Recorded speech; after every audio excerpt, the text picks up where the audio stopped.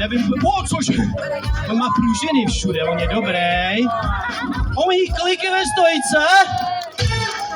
Tohle dělá každý den ráno na rozcvičku, potom co si vyčistí zoubky. Wow. No a kdo ještě umí stojku? Honzo, umíš stojku? Pojď, ukaž tam nějakou stojku, já vůbec nevím, jestli Honza umí. Wow. Baka, končí tam stage, pozor, ať ty spadneš, Honzo, nevlti. Wow, taková vývrtka na konci, moc dobrý, já chci taky něco.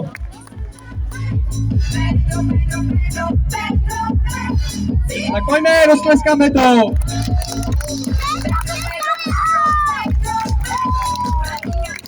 Co ještě ukážeš?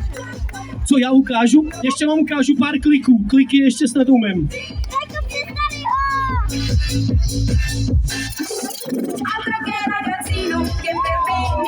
A pojďme.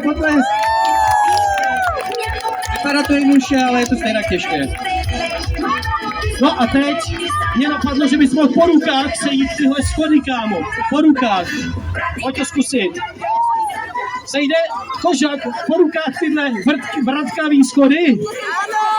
Já myslím, že ne, že spadne na třetím. Mám to se skákat nebo sejít? Co? Skákat nebo sejít?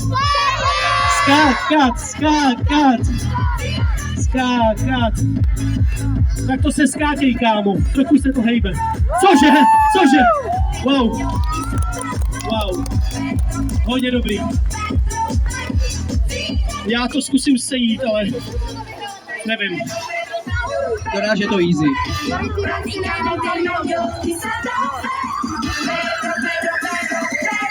Ale trošku už si slabý. Ale pořád je potlesk.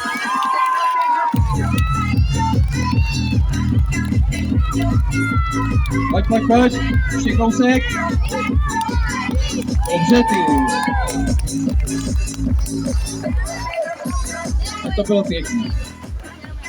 A moje svaly jsou mínus. Dobře, kožaku, máme tu překážky. Pojďte ještě každý. Hej, hustý, koukejte.